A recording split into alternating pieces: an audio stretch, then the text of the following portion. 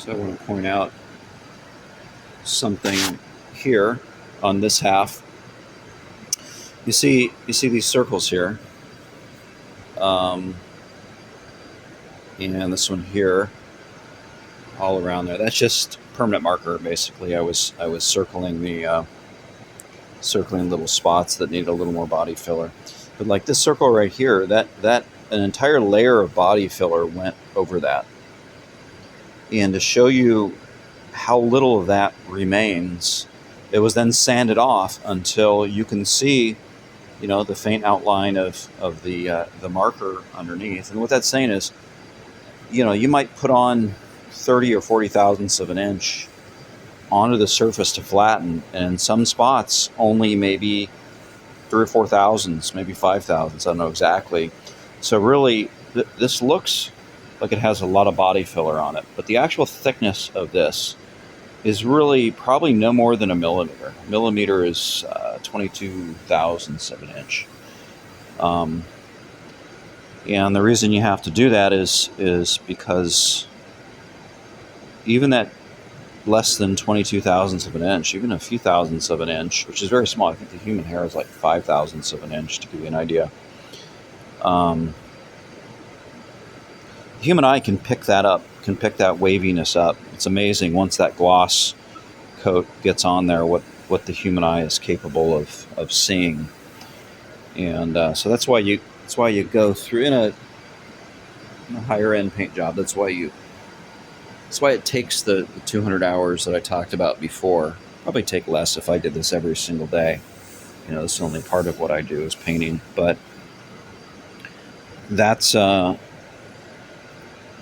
it's just something I want to point out. When you're doing this, is really very little.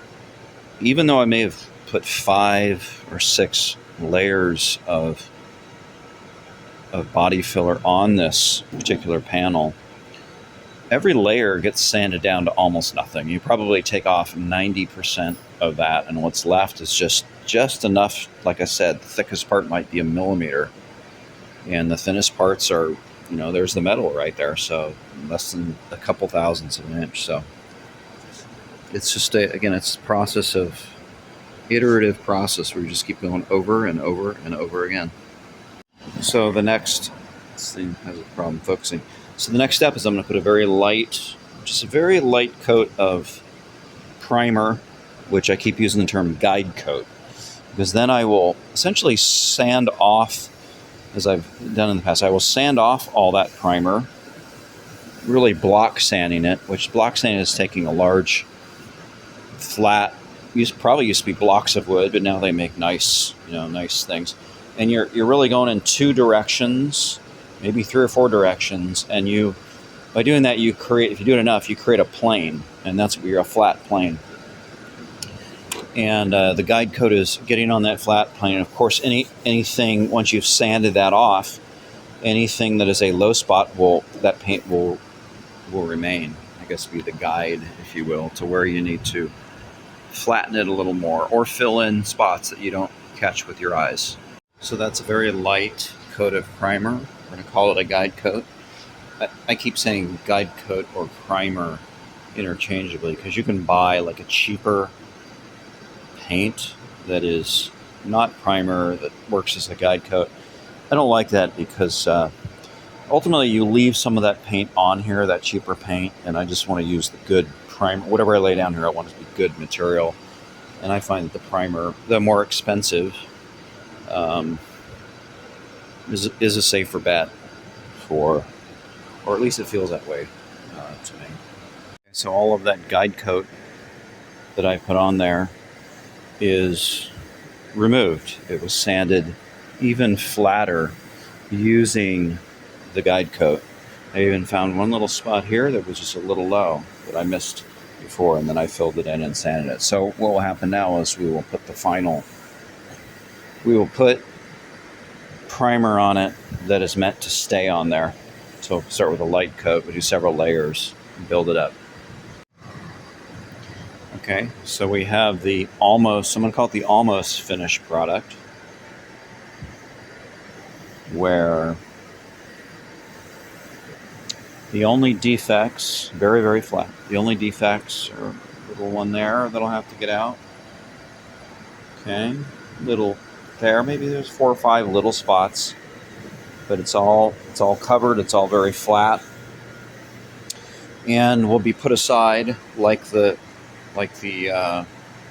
front hood over there and like the door for when I'm in a better mood, or not in a bad mood, but when I'm in a mood for details, for very fine details.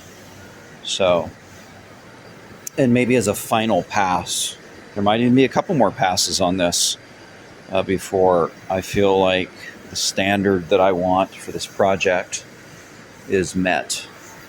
So it's not quite there because even though like a little thing like this, the emblem would cover that up. We'll we'll get it a little better. So a lot of hours. I don't know, maybe 15. Kind of lost track, but probably about 15 hours just on the top of this. But again, pleased with how it came out. Meets my standards. Take a break from my 5 days of front and back deck lid hell to work on something maybe a little more fun, a little more see the accomplishment a little faster.